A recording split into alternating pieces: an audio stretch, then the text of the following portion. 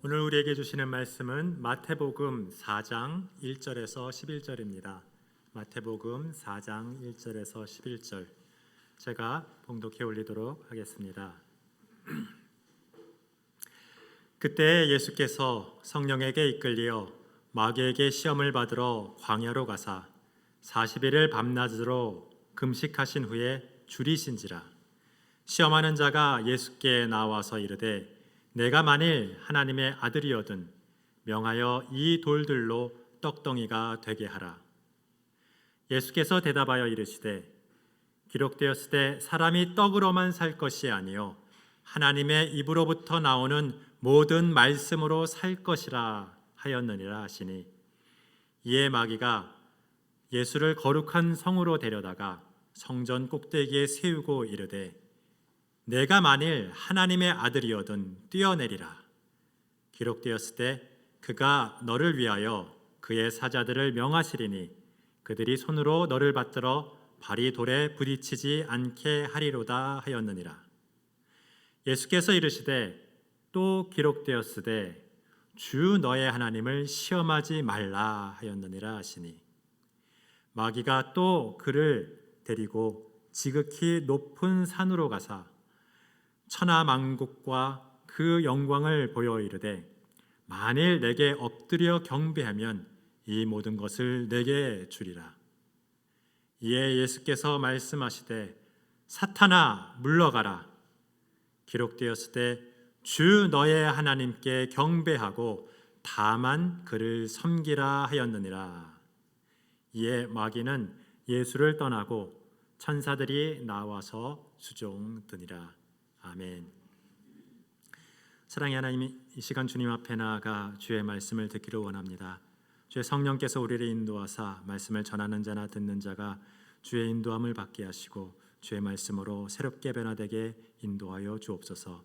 살아계신 예수님의 이름으로 기도드리옵나이다. 아멘. 오늘은 광야 시험을 이긴 예수님, 광야 시험을 이긴 예수님이라는 제목으로 하나님의 말씀을 나누도록 하겠습니다. 지난 수요일은 재수요일이었습니다. 영어로는 Ash Wednesday라고 하는데, 이제 재를 이마에 이제 기름과 섞어서 바르고 회개하는 수요일입니다. 성경에서 재는 용서를 구하거나 죄를 슬퍼하거나 육체를 정결하고 거룩하게 하는데 보통 사용하였습니다. 민수기 19장 17절에 보면 그 부정한 자를 위하여 죄를 깨끗하게 하려고 불사른 재를 가져다가 흐르는 물과 함께 그릇에 담고라고 말씀합니다. 이렇게 재는 죄를 깨끗하게 하고 정결하게 하는 기능으로 사용했다는 것을 볼 수 있습니다. 그래서 창세기 3장 19절에 내가 흙으로 돌아갈 때까지 얼굴에 땀을 흘려야 먹을 것을 먹으리니 내가 그것에서 취함을 입었음이라. 너는 흙이니 흙으로 돌아갈 것이라 라는 이 말씀을 기억하고, 또 재를 이마에 바르며 우리가 원래 어떤 존재인가를 기억하고, 또 우리 인간의 죄악된 본질과 우리의 죄를 다시 기억합니다. 그리고 다시 한번 회개하고 하나님께 믿음을 고백하는 날이 바로 재의 수요일이라는 것입니다. 이렇게 우리가 이미 용서받은 자를 다시 기억하는 이유가 있어요. 그 이유는 그 큰 죄를 다 용서하신 이 하나님의 십자가의 은혜가 얼마나 큰지, 죄가 크다는 것을 기억하면 은혜가 크다는 것을 우리가 느낄 수가 있거든요. 그것에 감사하고 더 풍성하게 누릴 수 있기 위해서입니다. 이 죄수요일로부터 주일을 제외한 40일간을 사순절이라고, 영어로는 렌트라고 하는데, 이는 부활절을 준비하는 절기입니다. 이 사순절의 마지막 한 주를 뭐라고 부르죠? 특별히 고난주간이라고 부르고요. 그 다음 날이 무슨 주일이죠? 부활주일입니다. 이 사순절은 또한 오늘 본문에 예수님이 광야에서 40일간 금식하고 기도하면서 마귀에게 시험받은 또 이기신 것을 기념하는 절기라고 할 수 있습니다. 전 세계의 그리스도인들은 이 사순절 기간 동안에 자신의 무언가를 포기하면서 그리스도의 고난에 동참하는 영적 훈련을 하곤 합니다. 금식을 하기도 하고 소비를 줄이기도 하고 또 성경을 읽고 기도를 하면서 이웃을 섬기기도 합니다. 우리 교회는 특별히 40일 동안 이 시대가 필요로 하는 탄소 금식을 날마다 하고 있죠. 그래서 오늘 점심에는 이에 따라 특별히 우리가 채식을 하기로 했습니다. 그렇죠?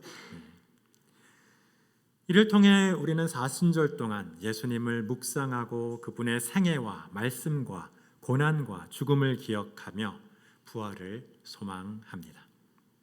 그리고 이를 마치는 부활절에는 죽음에서 부활하신 예수님을 다시 맞이하는 것입니다. 오늘은 이 사순절 기간 중에 첫 번째 주일이므로 이 사순절의 유래가 되었던 이 40일간의 광야 시험을 이긴 예수님에 대해서 말씀을 나누고자 합니다. 요한복음 1장 1절에 보면 태초에 말씀이 계시니라. 이 말씀이 하나님과 함께 계셨으니 이 말씀은 곧 하나님이시니라 하고 말씀하고 계십니다. 따라서 예수님은 하나님의 말씀이고 하나님의 아들이실 뿐만 아니라 하나님 자신이십니다. 하나님이신 예수님은 인간이 타락해서 하나님을 떠나갔을 때 아버지와 함께 안타까워하면서 그 인간을 구원하기를 원하셨습니다. 그래서 함께 수만 년 동안의 이 구원을 위한 인간의 역사를 이끌어 오시다가 때가 참에 인간의 몸을 입고 이 땅에 오셨습니다. 하나님이시지만 예수님은 그냥 보통의 육체를 가진 완전한 인간으로 오셨기에 인간이 겪는 모든 경험을 하셨습니다. 배가 고프기도 했고 상처를 받기도 했고 다치거나 아프기도 했습니다.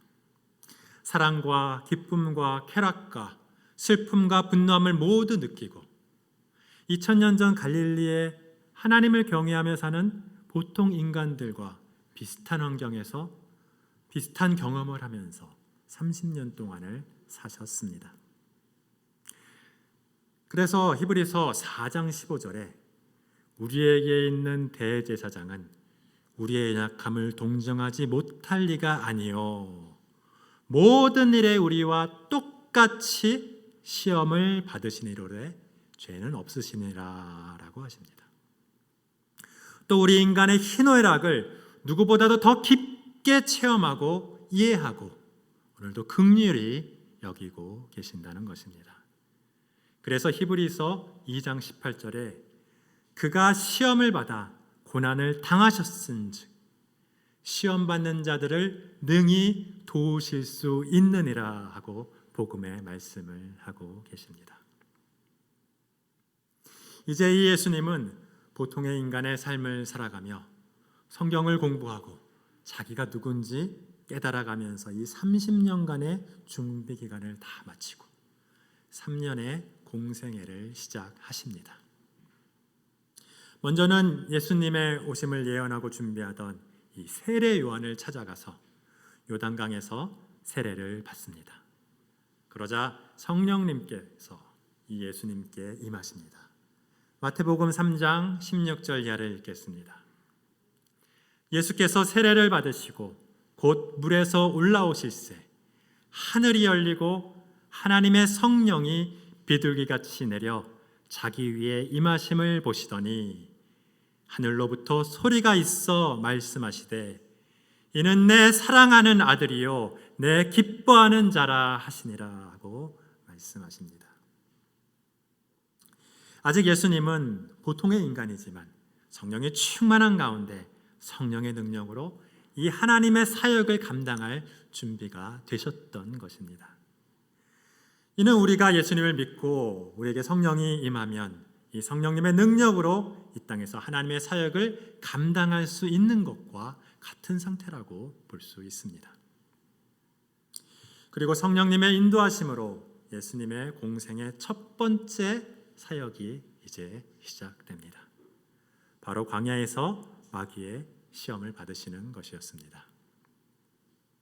이는 어쩌면 아담과 하와를 비롯해서 모든 인류가 마귀에게 받았던 시험이고 어쩌면 아직도 계속해서 받고 있는 시험이라고 볼 수 있습니다.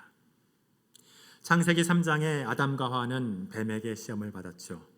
여기서 뱀은 본문의 이 마귀와 또 하나님을 대적하는 타락한 천사 루시퍼, 즉 사탄과 동일한 존재입니다.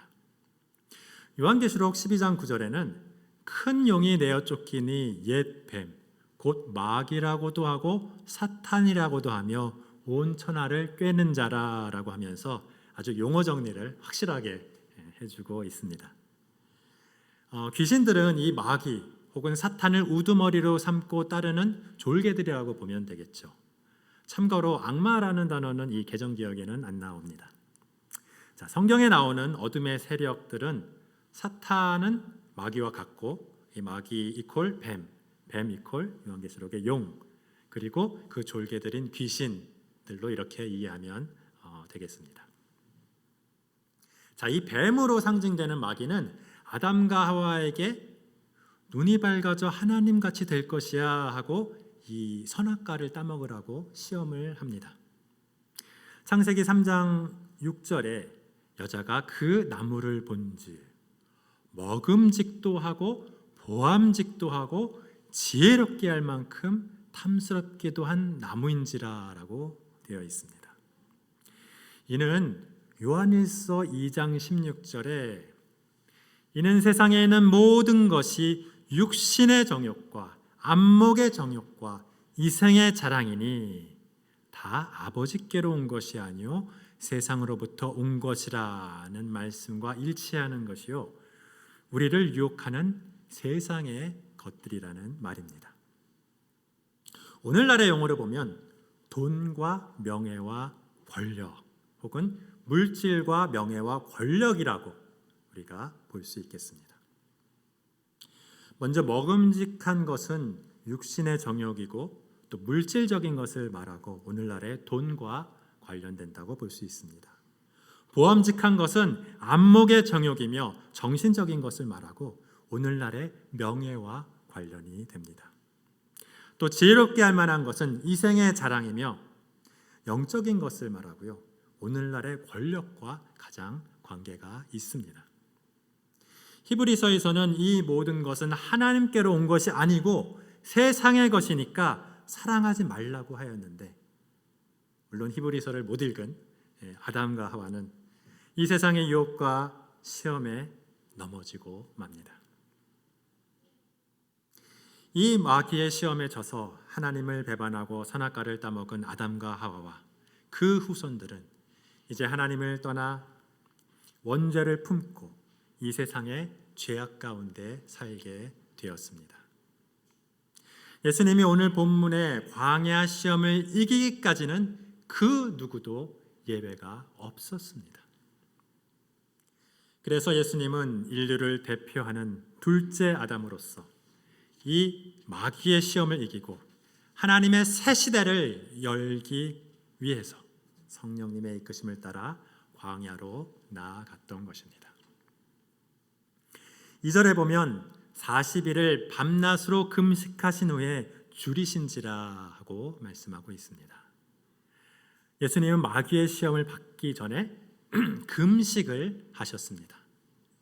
왜 금식을 하셨을까요? 한번 생각해 보길 바랍니다.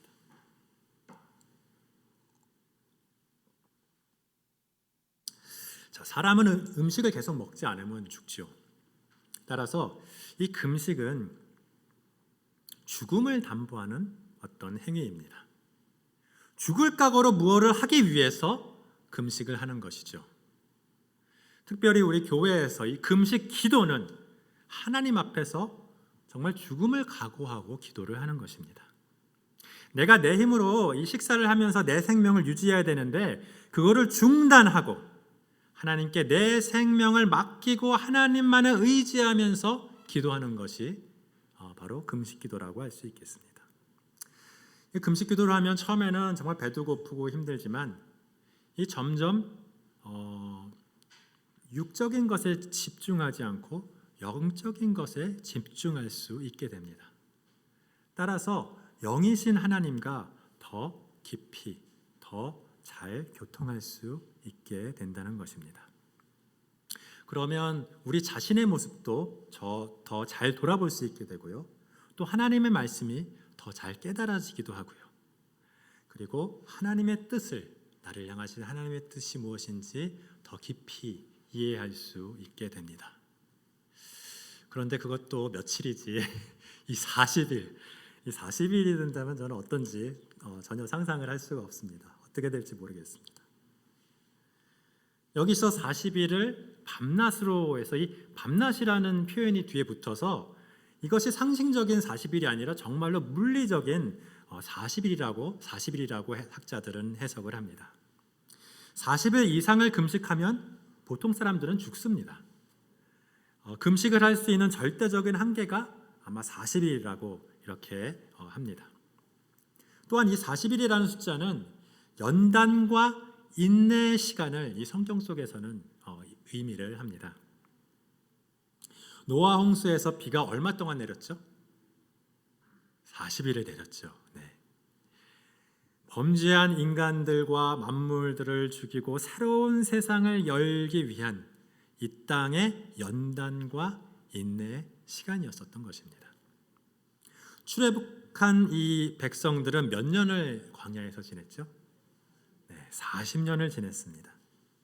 범죄한 백성들이 다 죽고 그들의 자손들이 새로운 이스라엘로 거듭나기까지 이 40년을 연단하고 인내하였던 것입니다.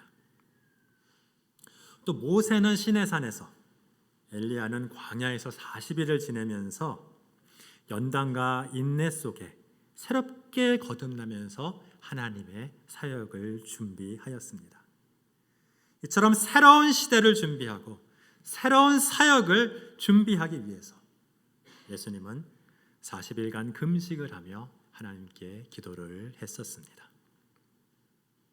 이제 그 금식 기도를 다 마치고 육체적으로 가장 지치고 배고픈 때를 기다려서 마귀가 예수님께 나와 시험하러 예수님께 나왔습니다. 이제 아담에게도 했고 온 인류에게도 하고 있는 이 세상의 시험을 예수님께 하는 것입니다. 지금은 육체가 가장 약해져 있으니까 먼저 육체를 향한 물질적인 시험을 합니다. 만일 하나님의 아들이거든 명하여 이 돌들로 떡덩이가 되게 하라. 예수님이 시험을 받는 장소는 그 세례를 받은 요단강에서 이제 왔으니까 거기서 멀지 않은 이 여리고 서북부 산지라고 이제 추정을 합니다. 그곳에 가보면 유대인들이 일반적으로 먹는 이 떡덩이처럼 생긴 돌들이 굉장히 많다고 합니다. 여기저기 다 널려 있다고 합니다. 그래서 몹시 배가 고픈 상태에서 이거를 딱 보면 아주 이 돌들이 먹음직한 떡덩이로 보일 법하다는 것입니다. 그러나 예수님은 이 돌을 떡으로 만들어 먹지 않으셨습니다. 당연한 것 같지만 굉장히 큰 의미가 있습니다. 왜 그랬냐 하면 가장 큰 이유는 제가 생각하기에는 돌은 떡의 재료가 아니기 때문입니다. 당연한 것 같지만 이것도 큰 의미가 있는 것 같습니다. 예수님은 오병이어의 기적을 통하여 5,000명을 먹이셨습니다. 그러나 거기에 널려있던 그런 돌로 떡을 만들어서 먹일 수도 있었는데 그러지 않고 굳이 한 아이가 바친 떡과 물고기를 가지고 그렇게 만들어서 먹이셨습니다. 예수님은 기적을 일으키실 때도 하나님이 창조하신 이 창조 세계와 그 원리를 존중하셨다는 것입니다. 돌로 떡을 만들어 먹으면 이 모든 창조 질서는 파괴되기 시작할 것입니다. 더 이상 농사를 짓고 추수하고 밀가루를 만드는 일이 필요 없게 될지도 모릅니다. 사람들은 땀 흘려 땅을 정복하고 다스리는 일을 행하려 하지 않고 연금술과 같이 납으로 금을 만들고 종이로 돈을 만들어서 이 세상을 착취하려고 할 것입니다.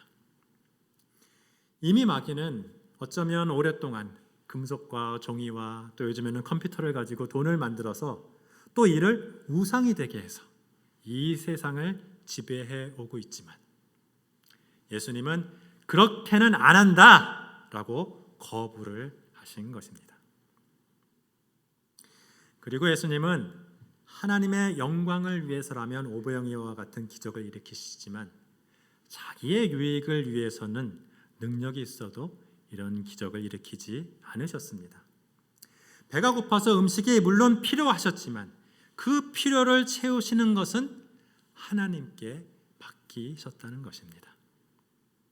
그리고 신명기 8장 3절의 말씀을 인용하시며 사람이 떡으로만 살 것이 아니요 하나님의 입으로부터 나오는 모든 말씀으로 살 것이니라 라고 하십니다. 떡이 필요한 것을 부정하지는 않으셨습니다. 그러나 육체의 요구보다 하나님의 요구가 더 중하다고 하시면서 먹고 사는 것 이상으로 말씀에 따라 사는 것을 아주 강조하신 것입니다. 인간에게는 음식이나 돈으로 생명을 유지하며 사는 이 삶보다 그 삶을 무엇을 위하여 어떻게 사느냐가 더 중요하다고 하시는 것입니다. 먹고 살기 위해서라 할지라도 원칙을 저버릴 수 없다라고 말씀하신 것으로 적용할 수도 있겠습니다. 그러자 이제 마귀는 예수님을 예루살렘 성전 꼭대기로 데려다가 이르되 내가 만일 하나님의 아들이여든 뛰어내리라 기록되었을 때 그가 너를 위하여 그의 사자들을 명하시리니 그들이 손으로 너를 받들어 발이 돌에 부딪히지 않게 하리로다 하였느니라 라고 합니다.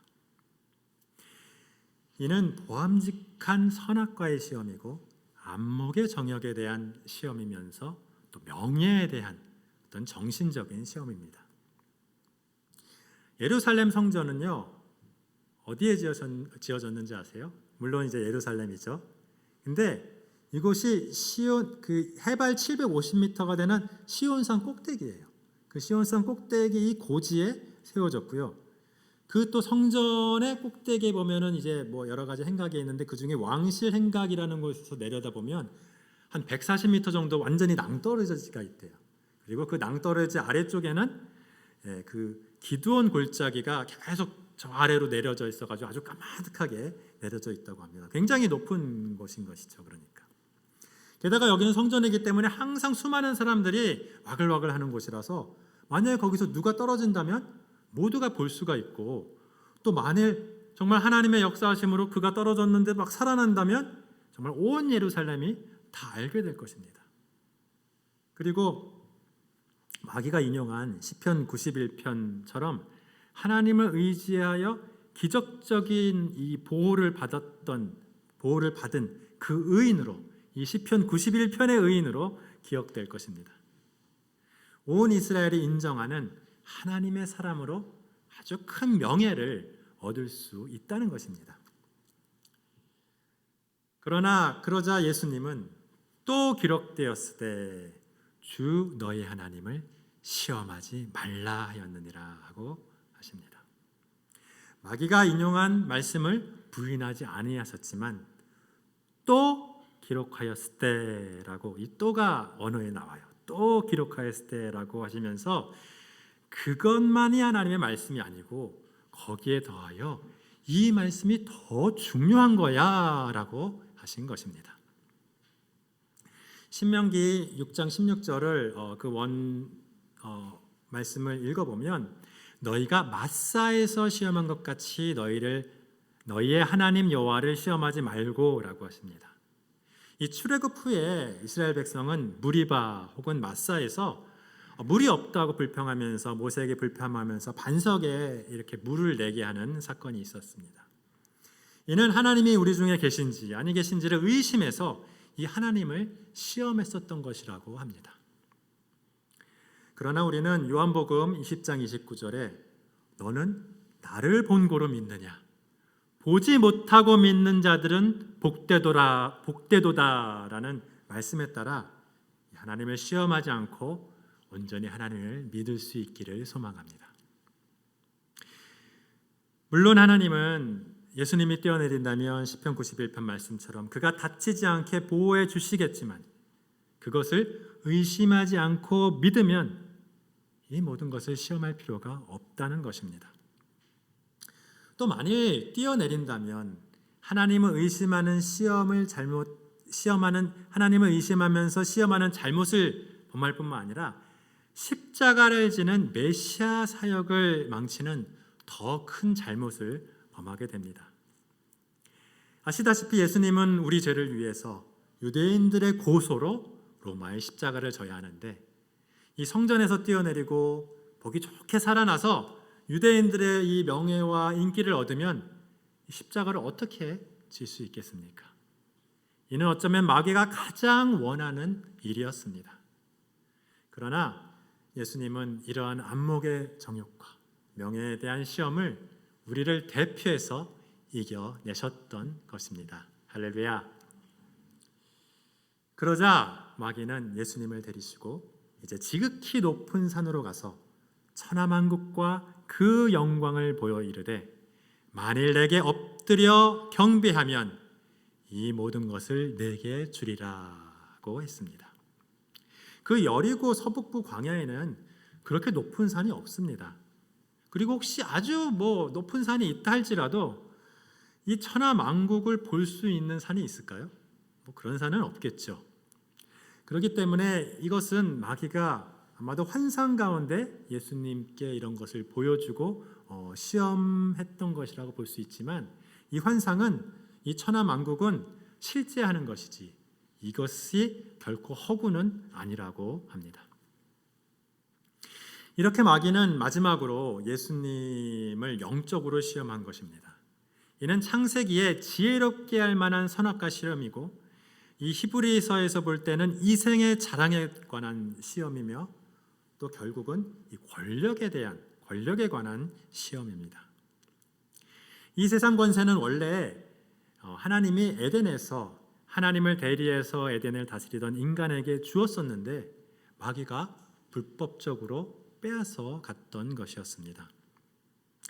여전히 인간이 가지고 있는 권세이긴 한데 이미 죄와 사망의 노예가 된 인간들의 이 권세는 마귀가 원하는 대로 행사할 수 있기 때문에 그렇습니다. 그래서 에베소서 6장 12절에서는 우리의 씨름은 혈과 육을 상대하는 것이 아니요 통치자들과 권세들과 이 어둠의 세상 주관자들과 하늘에 있는 악의 영들을 상대함이라라고 말씀을 하시면서 지금 현재 이 세상의 권세와 권력은 마귀의 지배 아래 놓여 있는 것이 맞아라고 하십니다. 따라서 마귀는 어쩌면 정말로 예수님이 자기에게 경배하면 그 천하만국을 줄 수도 있는 이 권세와 권력을 가지고 있었다는 것입니다. 그러나 생각해 보면 이 하늘의 권세를 버리고 내려오신 예수님이 이 고작 세상의 권세를 탐할 리는 없을 것 같습니다. 그러나 아담에게는 또 그리고 우리들에게는 이 권력이라는 것이 돈이나 명예와는 비할 수 없는 아주 큰 유혹이 될 수 있습니다. 오히려 돈이 충분하지 않거나 명예가 충분하지 않는 사람들은 어쩌면 잘 이해하기가 어렵다고들 합니다. 그러나 정말 돈에 부족함이 없고 높은 명예를 가지고 있는 사람들은 정말 최종적으로 권력을 더욱더 탐한다고 합니다. 권력은 돈과 명예는 물론이고 그 외의 세상의 모든 것을 얻고 누릴 수 있기 때문이라고 합니다. 그러나 예수님은 이를 얻으려고 이 땅에 오신 것이 아니라 이를 잊어버린 자들에게 되찾아 주려고 오신 것입니다. 게다가 자기에게 경배하라는 이 마귀의 요구는 하나님의 권위에 감히 도전하는 이 도를 넘어서는 것이었습니다. 그래서 예수님은 사탄아 물러가라 하시면서 더욱 강경하게 말씀을 하십니다. 신명기 6장 13절을 인용하시면서 기록되었을 때 주 너의 하나님께 경배하고 다만 그를 섬기라 하였느니라 하십니다. 우리의 창조자이고 우리의 주인 되신 하나님 외에 다른 존재에게 경배한다는 것은 있을 수 없습니다. 죽어도 그럴 수는 없죠. 자, 여기서도 하나님께 경배하고의 경배는 우리가 배운 대로 의식적인 예배를 뜻하는 프로스퀴네오고, 또 그를 섬기라의 섬김은 삶의 예배를 뜻하는 라트레이아입니다. 하나님을 하나님으로 인정하고 예배의식을 드릴 뿐 아니라 우리의 일상에서도 하나님의 뜻대로 하나님을 섬기면서 사는 삶의 예배를 드리라는 말씀이 여기도 숨어 있습니다. 자, 그러자 11절에 이에 마귀는 예수를 떠나고 천사들이 나와 수종드니라 라고 말씀합니다. 그런데 또 이 병행 구절인 누가복음 4장 13절을 보면 마귀가 모든 시험을 다한 후에 얼마 동안 떠나니라 라고 합니다. 그러니까 마귀는 모든 시험에 이제 다 실패하고 떠났지만 아직 완전히 포기한 것이 아니었다는 것이에요. 예수님이 제자들에게 자신이 고난당하시고 십자가에 죽으시고 부활할 것을 이야기하니까 사탄이 베드로를 통해서 주여 그리 마옵소서 이 일이 결코 주께 미치지 아니하리이다 하고 계속해서 시험을 합니다. 그러자 예수님은 마태복음 16장 23절에 사탄아 내 뒤로 물러가라 너는 나를 넘어지게 하는 자로다 내가 하나님의 일을 생각하지 아니하고 도리어 사람의 일을 생각하는도다 라고 하면서 그 시험을 이기십니다. 베드로는 엄청 놀랐을 거예요. 자신 보고 사탄이라고 하니까. 근데 본인도 모르게 사탄의 어떤 도구가 되어서 이럴 수도 있다는 것입니다. 또한 마태복음 27장 40절에 보면 십자가에 달리셨을 때에도 사탄은 지나가는 어떤 일을 통해서 이렇게 얘기하죠. 성전을 헐고 사흘에 짓는 자여 내가 만일 하나님의 아들이어든 자기를 구원하고 십자가에서 내려오라 라고 시험했습니다. 오늘 본문과 많이 닮아 있지 않나요? 네, 사탄은 십자가에 달릴 때까지도 계속해서 이렇게 시험을 했었던 것입니다. 그러나 예수님은 침묵으로 이 시험도 이겨내셨습니다. 예수님은 이 광야의 모든 시험을 이기고 공생애를 시작하셨고 그 후에도 모든 시험과 고난을 이기시고 십자가를 지시고 죽으시고 부활하심으로 우리에게 영원한 승리를 선포하셨던 것입니다. 할렐루야. 이제 예수님을 믿는 우리는 예수님이 이미 승리하신 것을 생각하면서 우리도 예수님과 함께 성령의 능력으로 승리하는 삶을 살기를 소망합니다. 우리는 이 사순절을 지내며 우리를 위해 공생애를 시작하시며 40일간 금식하신 예수님을 먼저 생각합니다. 나를 의지하는 것이 아니라 오직 하나님을 의지하고 신뢰하는 우리가 되기를 소망합니다. 또한 이 세상에 물질과 명예와 권력의 시험을 이기신 예수님을 다시 생각합니다. 당장은 필요해 보이고 좋아 보여도 결국 더 중요하고 영원한 것은 하나님의 말씀이고 이 믿음이라는 것을 깨닫고 예수님과 연합한 하나님의 상속자로 오늘도 자라가기를 소망합니다. 사탄은 고난과 시련 가운데 계속해서 우리를 시험하지만 우리는 이 교회 공동체를 이루고 서로를 격려하면서 정말 십자가 군병과 같이 싸워서 늘 승리하기를 간절히 축원합니다. 함께 기도하시겠습니다. 사랑해 주님 감사합니다. 우리를 택하셔서 하나님의 아들이요 상속자로 부르심에 감사합니다. 이제 주님만을 의지하며 주님 앞에 나아가오니 이 세상 유혹과 시험을 이길 믿음을 허락하여 주시옵소서. 예수님과 같이 이 세상의 물질과 명예와 권력의 시험으로부터 자유하게 하여 주시고 하나님의 말씀으로 충만하게 하여 주시옵소서. 고난과 시련 가운데서도 타협하지 않고 십자가 군병과 같이 싸워서 모든 시험에서 승리하게 하여 주시옵소서. 그래야 오직 하나님만을 예배하고 경배하며 삶의 예배를 드리며 하나님과 이웃을 섬기는 하나님이 찾으시는 예배자가 되게 하여 주시옵소서. 예수님의 이름으로 기도드리옵나이다. 아멘. 찬송가 352장 십자가 군병들아 함께 드리겠습니다.